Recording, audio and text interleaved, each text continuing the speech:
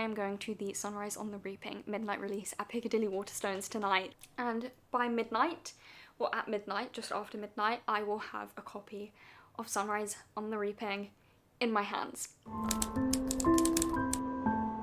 Freezing, some water, a knife, or even some matches can mean the difference between life and death. And those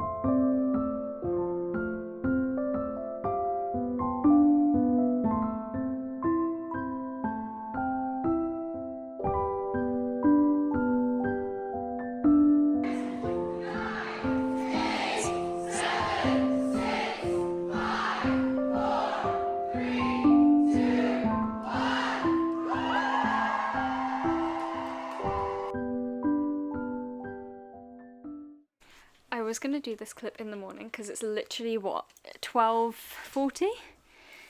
Yeah, it's late. I'm not even tired. I'm like buzzing. But I got my face painted, so I thought I would do the clip now because I have it on. But it's so pretty.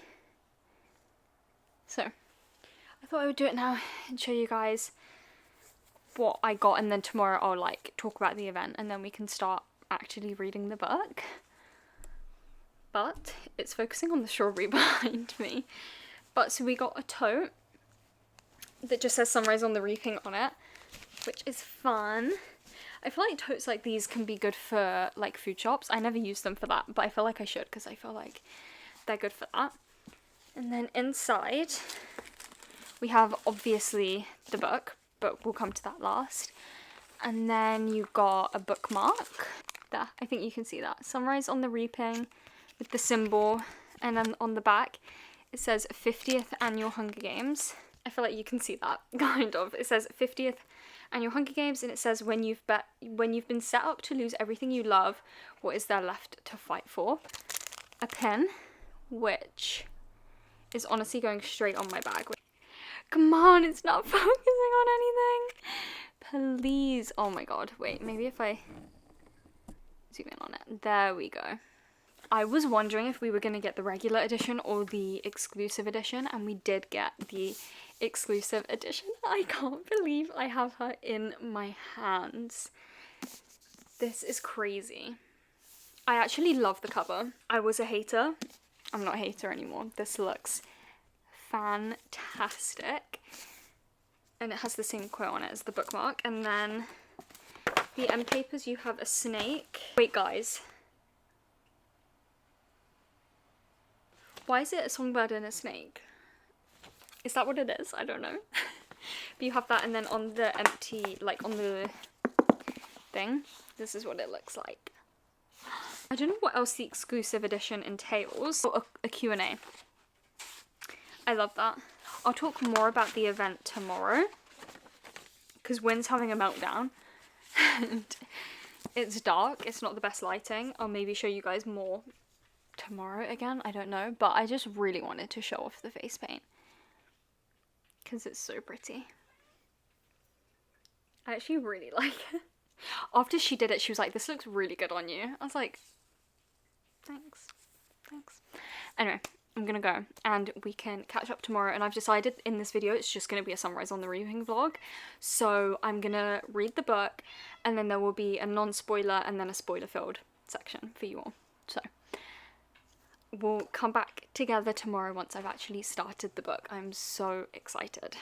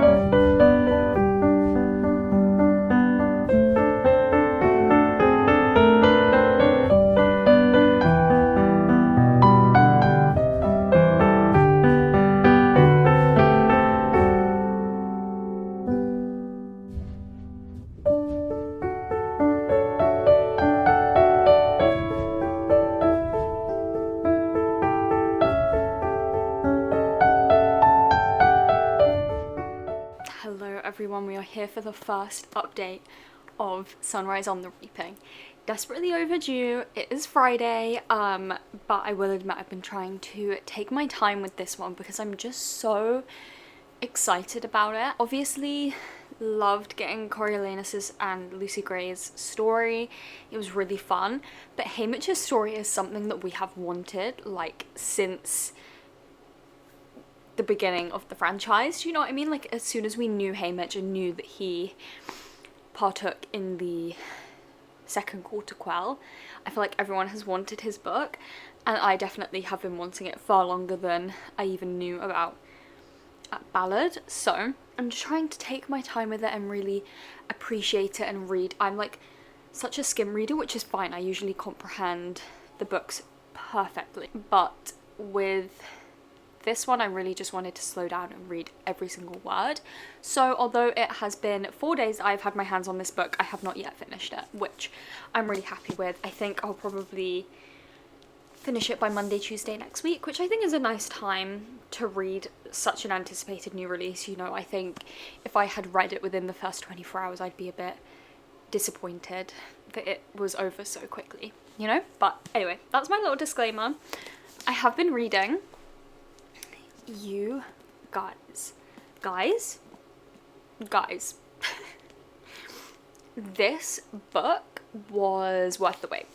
It was absolutely, I haven't finished it yet, it is absolutely phenomenal. You guys, listen. So, I'm on page 186, which is not yet the halfway mark.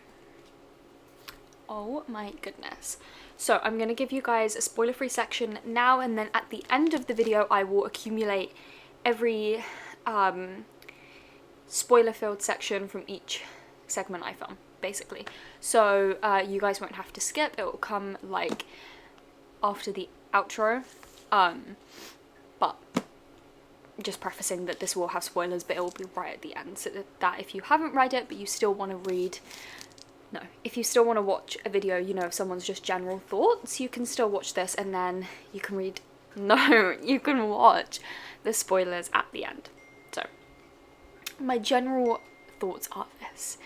It is incredible. I think we all knew that it was going to provide some good context for, you know, the main series, the main trilogy, just because of, you know, Haymitch's games, who he knows.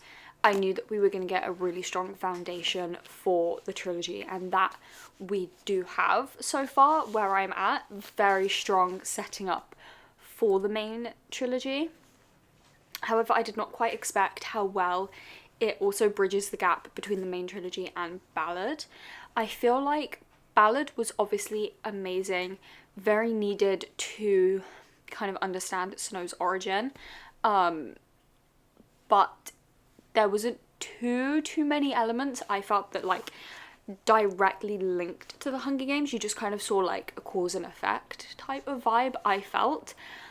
But with this book, it's just really like bridged the gap even more so, and I feel like maybe pulled through even more links between Ballad and the main trilogy that we may not have previously even been, I don't know, too aware of. I feel like this is just the perfect book to kind of bring in those past elements and then introduce the future elements. Also, I don't know if this is making sense. If you've read it, I think you will know exactly what I mean. But it's just, yeah, the perfect bridge between them. It's very interesting as well, kind of looking back on how we saw Snow in Ballad, and then how we see him in the Hunger Games, and then you have this and how he's spoken about or what have you in this. It's very interesting to see, you know, he's not quite who he was, but he's not quite who he is yet. So everything like that. Also, I find you can very clearly see how the games themselves evolve. You know, we're not quite where we're at when we were with Katniss and Peeta in the 74th Hunger Games. However, we are not quite we are not anywhere near, really. We are much more advanced from where we were in the, I want to say the 10th Hunger Games with Lucy Gray. I'll fact check myself later. But it's also bridging that gap between the early technology that we saw in Ballad and then the insane advanced technology we have in like the Hunger Games and Catching Fire. So there's that to bear in mind as well, and we are just seeing so many interesting characters. I think like the characterization is really cool. The lore drops that we are getting for the world, always my favorite part. Like that's what I loved about Ballad, like the lore and how you could see how we got to where we did in the Hunger Games. I think you get that again, and maybe even a little bit more with Sunrise on the Reaping. Yeah, you can just really, it's just so interesting. Something else to mention is Suzanne Collins does not write unless she has something to say. And what she's trying to say, I think, is rather quite prevalent.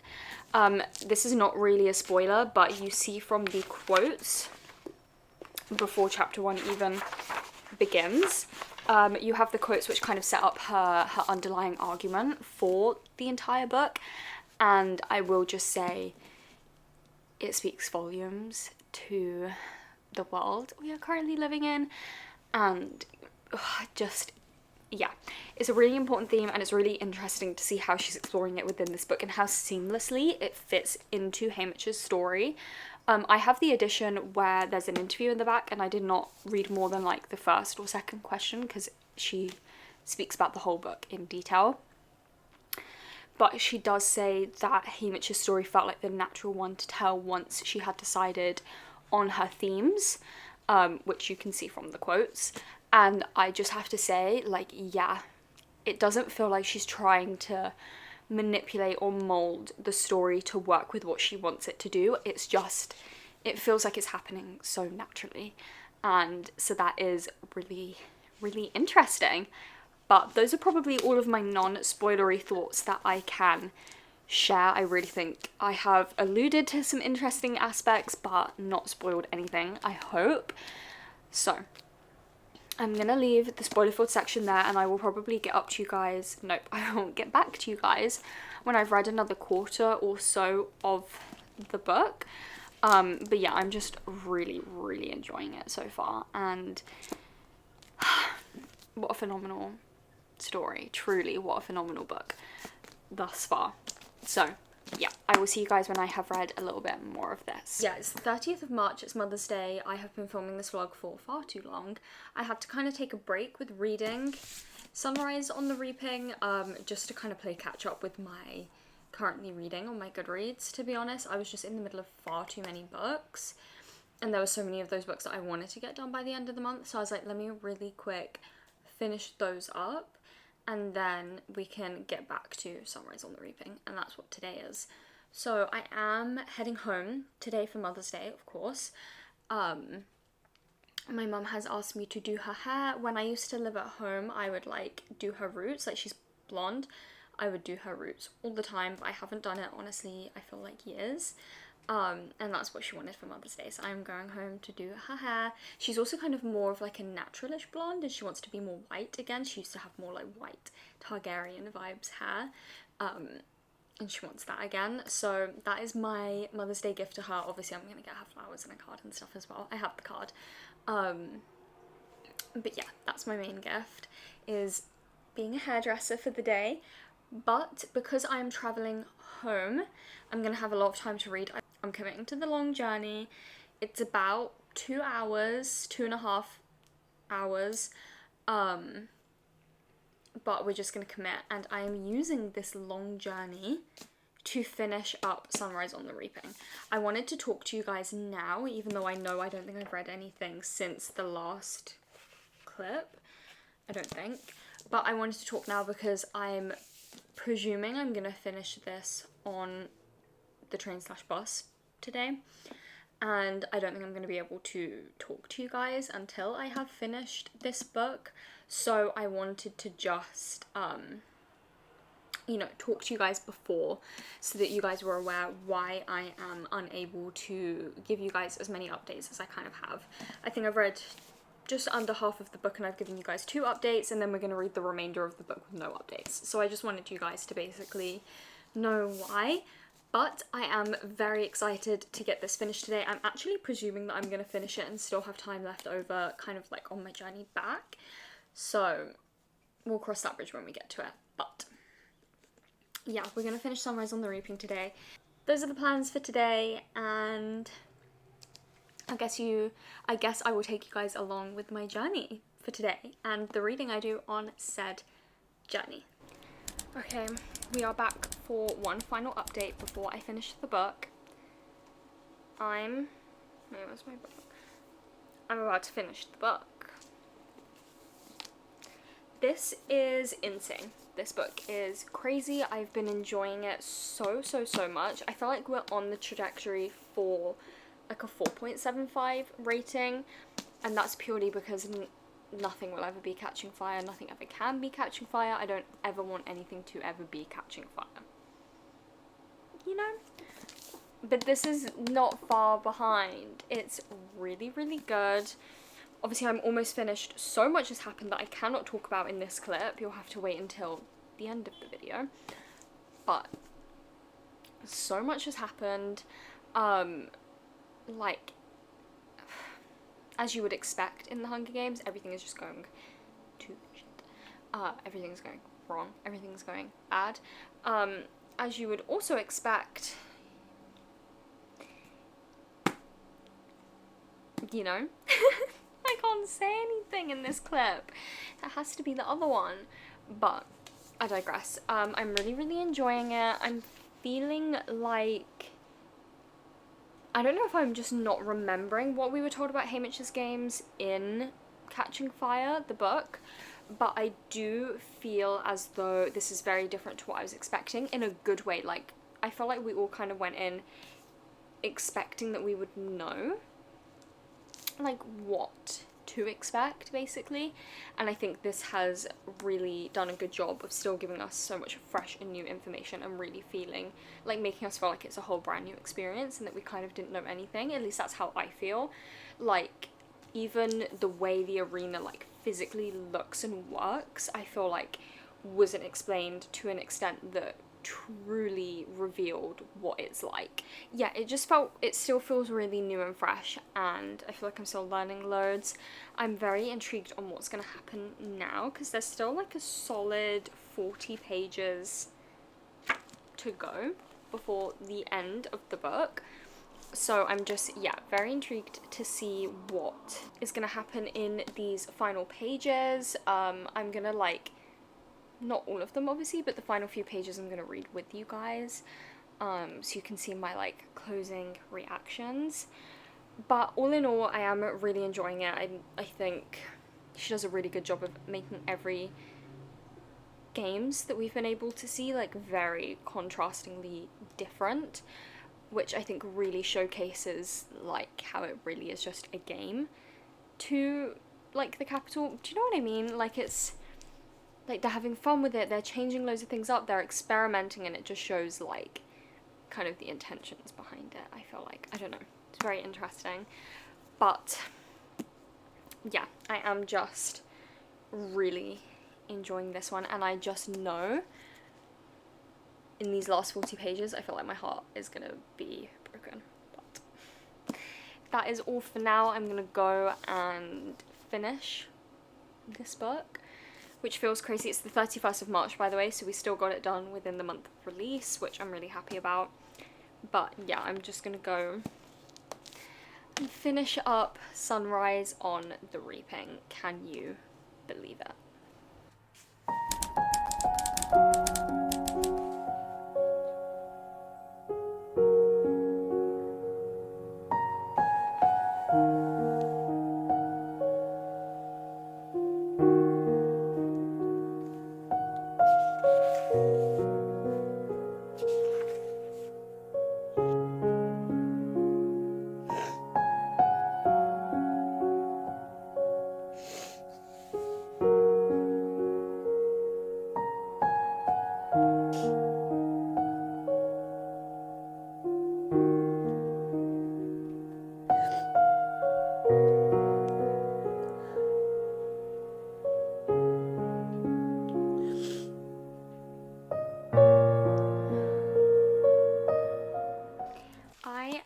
to finally wrap up the Sunrise on the Reaping vlog.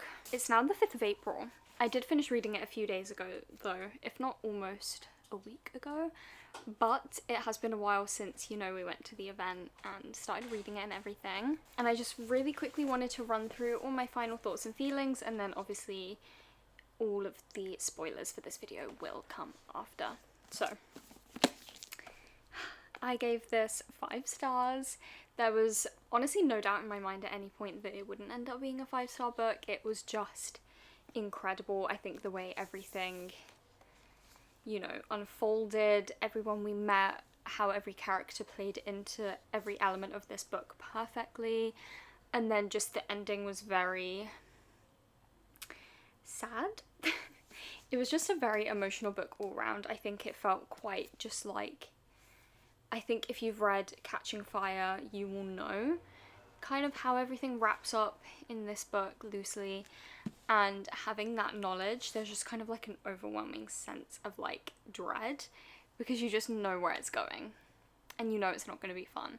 And it wasn't. I'm not going to lie to you guys, like no spoilers or anything in this part obviously, but like it wasn't sunshines and rainbows, let's just say that. But it was incredible. Literally as soon as I finished it, like the last word on the last page, it was so tempting to just go straight back to the start and read it again, because I was like, this is incredible.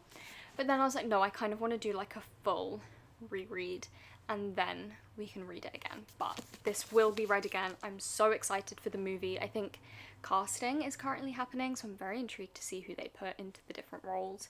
But this book was just absolutely phenomenal in its entirety. I think it was also so much more than the games. Like, I don't know, again, I hesitate to speak without giving spoilers, but I feel like Haymitch's story is a lot more than just the 50th Quarter Quell, you know? But I won't say any more. You can see it all in the spoiler section. If you guys have read the book, you will see that next. But I'm going to say goodbye now, so that if you haven't read the book, you still get a good goodbye from me. So I hope you guys enjoyed this video. I hope it was still good, you know, without the spoiler-filled thoughts. We'll see. I have not edited any of it. Hopefully I gave you guys enough to go off of with it. But it was, yeah, I really recommend it. If you haven't read this book yet, please pick it up. If you haven't read the Hunger Games series, please read the Hunger Games series and then pick up this one, because this is like one of her best books ever. I truly believe that. So I hope you guys enjoyed this video. Please like and subscribe and do all of those YouTube things, and stay, oh my god, the book keeps falling off my lap. Stay seated if you want to see any of the spoiler-filled thoughts that I had while reading this book. We are back for the first spoilery thoughts section of this video. I've never filmed like a spoiler-filled video, so I'm actually very excited about this. But I actually made some notes in my phone, so I remembered to talk about everything. I thought this was going to be kind of a short video, but now I'm actually thinking it's going to be a really long video, because I feel like I'm just going to have so many thoughts. But, so, first of all, I think the main thing that you... Okay, so starting off, the first chapter, such a somber overtone. Very sad, nothing's even quite happened yet, but it's just really sad.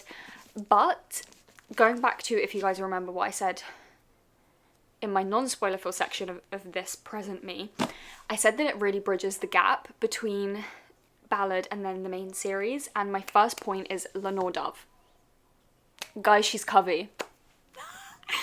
We all knew it, we all suspected. I saw so many TikToks being like, what if Haymitch's girlfriend is Covey? She is, she's Covey. Which has been a really interesting aspect, you know, to see how we saw the Covey in Ballad, and how there's still like just such a similar nature about them all still present in this book with the Covey.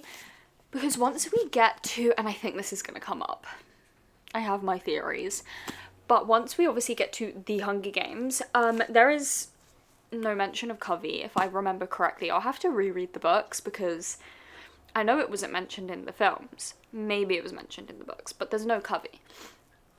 So it's very interesting to see Lenore Dove. Her characterization, I think, is going to become super duper important, more so than it already is. She seems like a very important character, even just in like her overarching impact on Haymitch and who he is kind of as a person. Yeah, I just can't believe she's Covey. And then that kind of segues on to we meet Katniss's parents, Astrid and I don't remember the dad's name, but the dad and Haymitch are friends. They're like best friends. I also have some theories on, you know, Katniss's dad's death and how that's going to play into this book. I do have my theories. But that's been super interesting, like seeing those and seeing how it's kind of alluded to that, though I can't remember if it's the dad or the mum, but one of them isn't Covey by blood, but by, you know, like been taken in as Covey, I believe. So we kind of have a link between Lucy Gray and then Katniss potentially being, you know, kind of Covey, not by blood, but still Covey. So that's been really interesting. We get more context for stuff, I think, in the first few chapters, or the first chapter, but I don't really remember. Obviously, we learned that Haymitch's birthday is on the day of the reaping. I think we already knew that from the main series. However, just like the weight of that. And then like looking to the 74th and the 75th Hunger Games and knowing that that was his birthday really adds some weight to those moments, I think, in the main series. So that's been interesting. I'm like, God, there's so much to talk about. I've read so much. But that was kind of the main thing. And then we get on to how he was actually reaped. You guys, I wanted to cry because he was not authentically reaped. And that is what makes it so much sadder. Like, that wasn't what was meant to happen. You know, the other boy got reaped and then he ran and they shot him, and because Haymitch kind of stepped out to, like, you know, I don't remember if he was like intervening or just trying to, you know, and that caused him to get reaped. And instead of having I just remembered another part, but instead of having like a true goodbye with his family, they just used it for the cameras because they didn't get like good footage because of everything that happened. Drusilla said that they couldn't say goodbye to their families. But segue, Plutarch Heavensbee. I knew he was going to play a role in this book. Not how I expected it though. He's not playing a role I anticipated, and I do think we have a lot more to learn from him after the fact. I believe they're about to go into the games, but I feel like we're going to see more on Plutarch and how he managed to get where he is once he's reintroduced in Catching Fire, and then ultimately, you know, the role he plays at the end of that book and the Mockingjays. Just the book, but the movies as well. So yeah, I was not expecting Plutarch to be like basically a glorified cameraman. But then also when we get back to the capital and then we have that scene with Snow, you know, he is like housing Snow. I don't know. I feel like his character is gonna have a lot more depth soon, and I'm very intrigued to see where that goes. But yeah, the way Plutarch used them for the cameras was very interesting, and I think it shows us, you know, the kind of Plutarch that we saw in the Mockingjay still had those undertones of being capital born and bred, and I think you really see that with how he's characterized in Sunrise on the Reaping. You know, like, he is still a capital boy, you know. Then my next main point was the mentors. You guys, Wirus and Mags, you're kidding. When they showed up, I was like, oh my God, it makes so much sense, you know, why when Katniss was like, oh, when it really comes down to it, you know, Finnick's not gonna save her, and he was like, well, I just hope she goes quickly because she's a lovely lady. Yeah, because he has like a first-hand bond with her, like she was his mentor.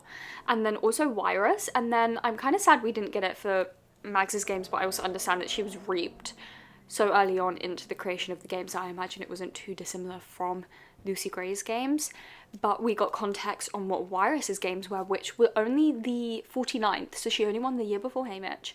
And, you know, the mirror arena and how she outsmarted everyone by, like, sitting somewhere where they thought they could get to her, but then they couldn't because it's all mirrored.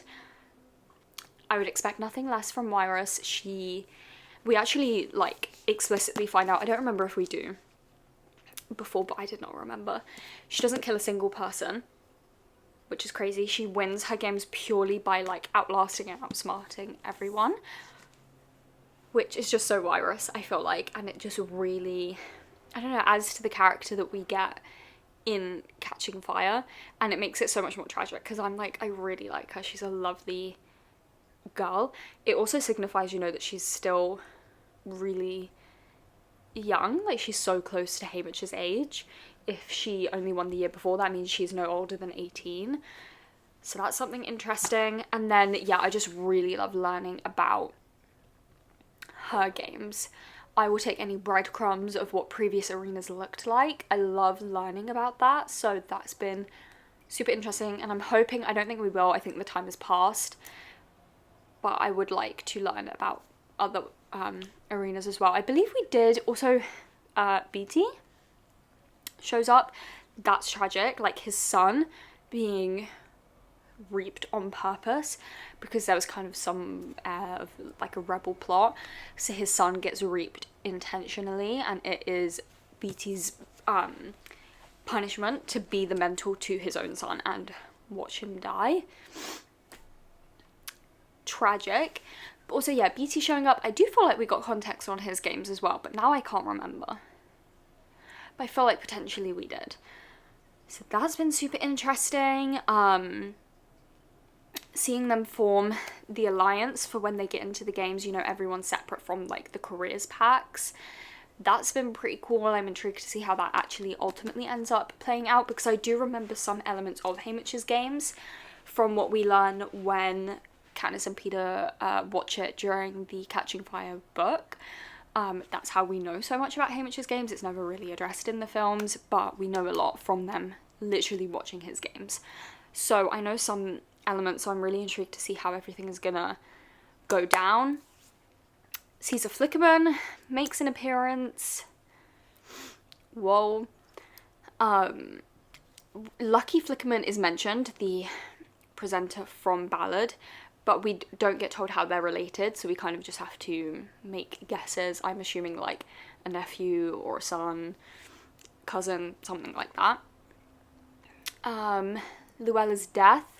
I've seen a lot of people saying it's kind of the first instance we have in the series of a hijacked person, kind of what they do to Peeta, and how Haymitch having to see Peeta like that in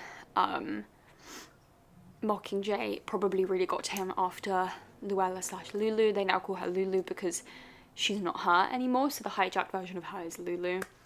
And, you know, having to see that and going into the games after carrying her dead body to Snow, and then she's back as a completely different person, it adds a new level of trauma on how Haymitch would have responded to seeing Peeta the way he was. So that's been super tragic. And then, this is like a whole 10 minutes, so I'm going to wrap up with one ultimate final thought. Effie freaking Trinket. Yeah. Effie's in this book. I was wondering, but she has not like come into it how I imagined, so we're kind of pulling in the school, the academy vibes from Ballad, and we're pulling that in, and the stylists are basically like students not from the academy but from a different school, and you know, they need like a good grade, but the official stylist, like who Cinna is for Katniss and Peeta, the Cinna of this book, I can't remember his name, he's like awful. He doesn't care, he just dresses them in the same drivel every year, and then on the night of the interviews he doesn't show up. So then one of like the stylists, like not the stylist, I don't know, like the makeup C people, I don't know, is like talking to their sister. Hey, turns out the sister's Effie freaking Trinket and this girl is a Trinket, and you're like, Effie?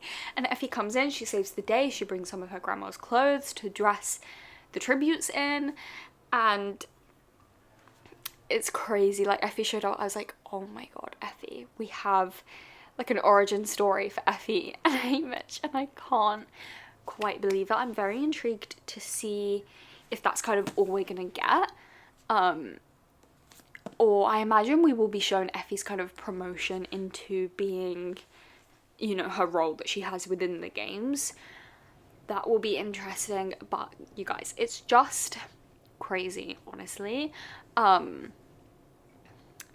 I just can't quite believe everything that we're finding out. I do believe within the next chapter we will be going into the games, which is happening a bit later on than I expected, but I am very intrigued because in Ballad it didn't feel like we were in a true Hunger Games.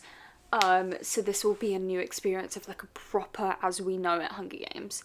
I do feel a bit dystopian even talking about the books in the like this way, because I feel like a capital citizen being excited about the next Hunger Games. Like it kind of is like a mind trip when you're this excited about a Hunger Games book, but I digress. Those are all my spoiler thoughts for now, and later on I will, like when I read more, I'll give you a new spoiler filled section. But so far, whoa. I feel like that's my main word. Like I keep just, no one in my friend group is reading it yet, and I just keep messaging, I'm like, you guys, this book is insane. I'm like, this is crazy. And then something else happens, I'm like, guys, this is literal insanity. Like, I can't believe what I'm reading.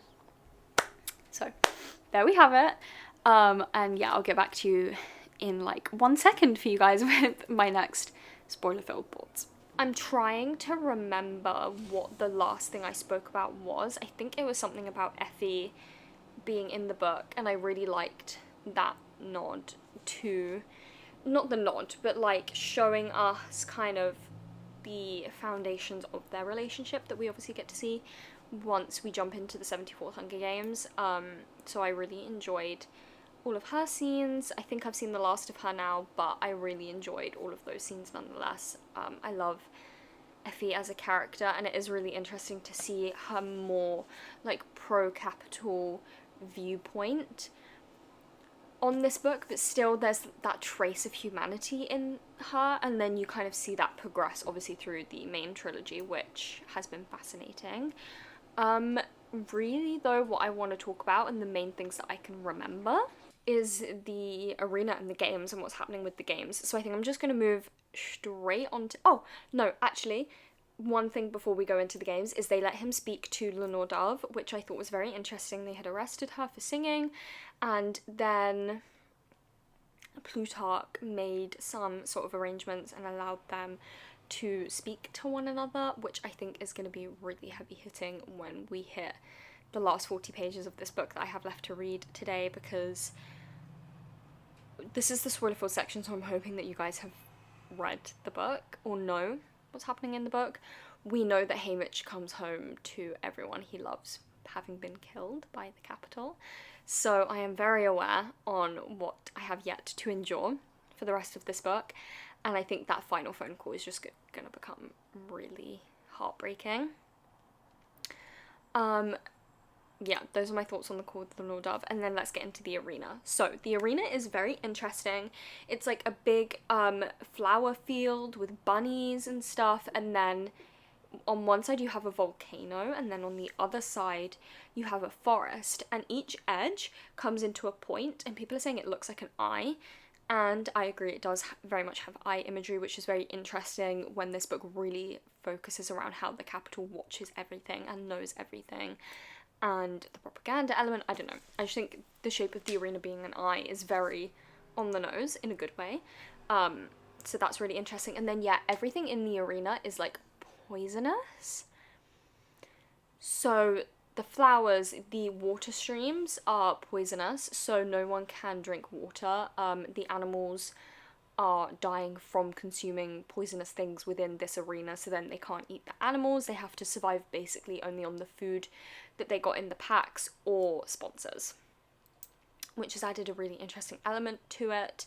One thing that I felt was a little bit lackluster is before we went into the games, obviously Beetee and Haymitch were like devising this whole plan to blow stuff up. I don't even really know. And I feel like it kind of all came to nothing.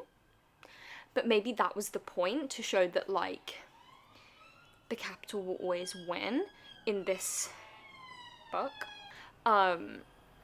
So, and I don't know if maybe because I was like in the heat of the moment I was reading over things, I'm definitely going to reread this book and maybe annotate it one day, so that would be interesting to look back on. But I thought maybe we would get a little bit more from that, but that's fine. But yeah, the arena is just very interesting. It's interesting that they had this like deadly killer maze that led to almost the like generator of the arena. I thought that was very interesting. And then there was some really sad moments. Obviously Haymitch is the sole survivor, but we lose two District 12 tributes very early on, and I felt like both of those deaths were quite sad. I think you know, we lost Wyatt first, and he died in the initial, like, killing spree in the cornucopia, trying to protect Lulu, and I think that was really sad, you know, and he was always talking about all these odds and everything, and then, you know, the odds were just so not in his favour, and he was one of the first tributes to die. I thought that was very tragic and very sad. And then the way Luella died after breathing in that like flower or whatever it was, that was also really sad, and how Haymitch tried to protect her and like keep her dignity and, you know, treat her like an actual human, and then they just sent Mutz after him, so he had to just leave her. I thought that was really sad. And Maisley and Haymitch come together and they, you know, do the last little bits together. I think it was, no, I don't know, someone sent them like a soup and they ate that together in like their fallen tributes honor. I just thought that was also so tragic. And then obviously Maisley's death was also really sad, and Haymitch crying after Mags sent him the ice cream and the other thing, it was like bread or something, I think. That was really sad. However, I felt, and this is a wild sentence that's about to come out of my mouth, I felt like Maisley's death was a little bit lackluster. I don't know, I just felt like one page she was walking away and she was cool, and then the next page she's like screaming dead. And I was like, oh, that happened very quickly. But sure, I know it's like the Hunger Games. I think the point was to kind of be a death like,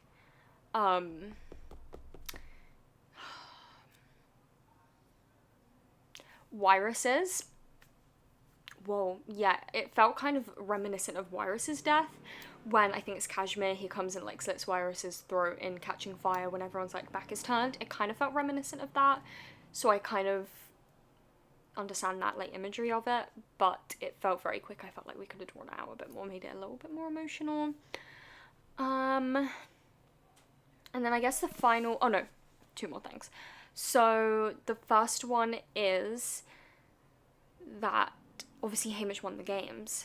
I believe what happened, I was honestly a little bit confused, but I believe what happened is he had that girl in front of him, the career, and she threw her axe and then it bounced off of the force field and came back and killed her.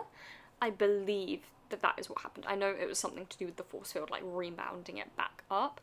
I believe that is what happened. I think it's nice for Haymitch to still win the games in slightly more of a dignified way. He really didn't have to kill that many people. You know, I think it's not in Haymitch's character to like deal that winning final kill. If I'm correct in assuming that he did not do that. If he did, ignore me. Clearly I can't read. But yeah. And then after he won the games, I thought it was very interesting that he's in solitary confinement for quite a few days, and then on the TV screen is Lucy Gray singing in her rainbow dress, and instantly Haymitch is like, I know this is the girl that won, and I know that this girl is Covey. And he's like, ding ding ding, and then on the screen is like the boy with the curly hair, and I'm like, that's literally Coriolanus. I was like, this is just crazy.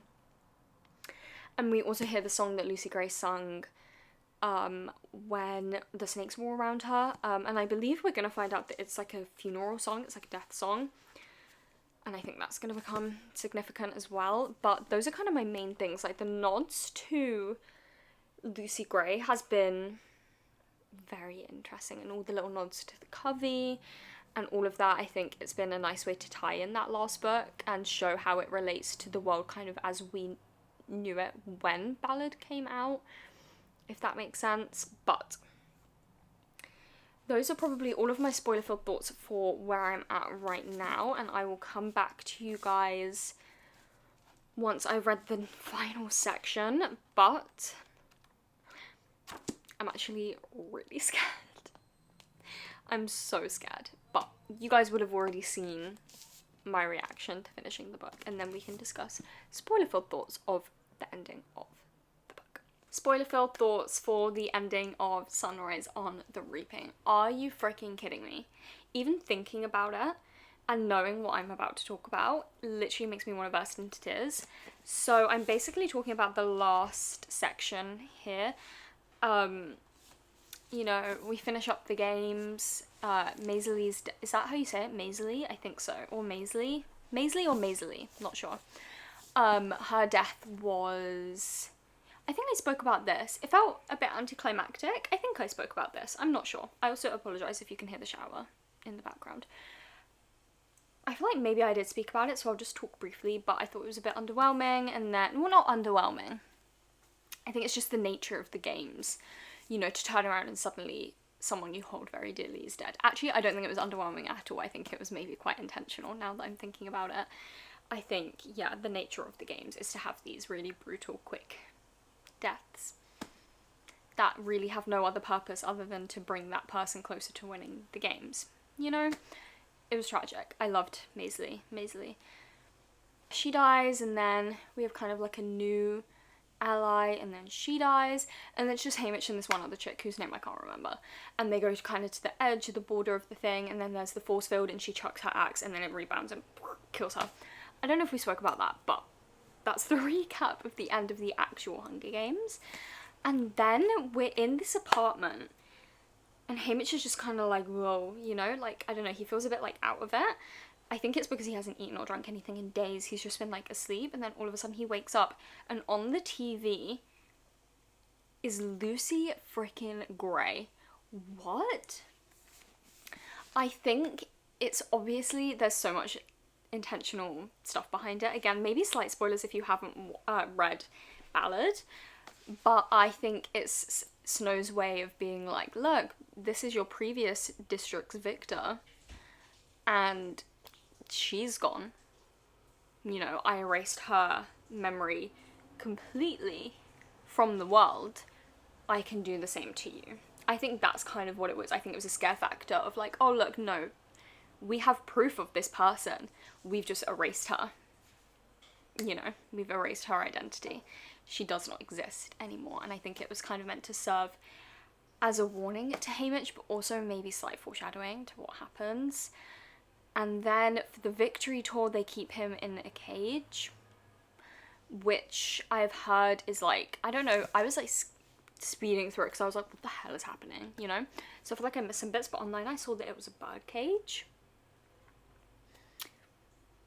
Symbolic, need I say more? No. And then he goes home, and it was from about 50 pages left where I started crying and I did not stop. He goes home. His house is on fire. His mother and his brother are in there burning, and no one could save them because it happened too fast, and no one could get them out without killing themselves. You know, Burdock tried, and all of Haymitch's other friends. And then we go and see Lucy Gray. No, we don't see Lucy Gray. We see Lenore Dove, sorry. We see Lenore Dove, and she's just been in prison, and she hasn't eaten for days. And then she eats these gumdrops. Oh, what did Snow do to these gumdrops, you wonder? He freaking poisoned them, and because he had starved her, she couldn't throw them up. And he had Haymitch on a diet of entirely milk and bread, which is the antidote to the poison, so that Haymitch could never possibly die from it, and Lenore Dove could only die from it. So he came home. He won the Hunger Games. He saw everyone around him die in the Hunger Games. And then he comes home and he sees his mum and brother die. And then he sees his true love, die. And that's why he becomes an alcoholic. Because it's like, I think, like, he becomes an alcoholic because it's the only thing he can control. It's the only way that he can control his reality. And in every other sense, Snow is the one who controls his reality, you know? It was just really, really tragic. Like, I was sobbing, and then we get the epilogue, and, you know, he's talking about, like, Katniss and Peeta, and then he talks about how I'm actually gonna cry. He talks about how he is raising a flock of geese, which is what Lenore Dove did in 12, before, you know, the events of this book. She was raising a flock of geese, and so he raises a flock of geese. I'm actually heartbroken, guys. Anyway, and that's where we leave it. I'm like, are you actually kidding me? However, it was the best book I ever read, and I don't know if I said actually in my outro, but I gave it 5 stars. No, I did. Easiest 5 stars of my life. This book was phenomenal. I hope you guys who are listening to the spoilers, you know, you've probably read the book. I hope you loved it as much as I did. Please let me know all your thoughts in the comments. Try to be spoiler free, just in case. But yeah, let me know all your thoughts. Let me know if you loved it as much as I did, because I truly, truly adored this book. People saying it might be as good as Catching Fire. I think it could be like on par, honestly. Phenomenal book, and I cannot wait to reread it. But that is the end of the spoilers, and that means it's officially the very, very end of this video. So, I already did an outro, but I will do another one. I hope you guys enjoyed this video. Let me know how you felt about this, like, spoiler section at the end, because I've never done this before. But it's been quite nice to actually tell you guys my in-depth, like, detailed thoughts and feelings on the book. So, yeah, let me know your thoughts on that, and I will hopefully see you guys in my next video. Goodbye!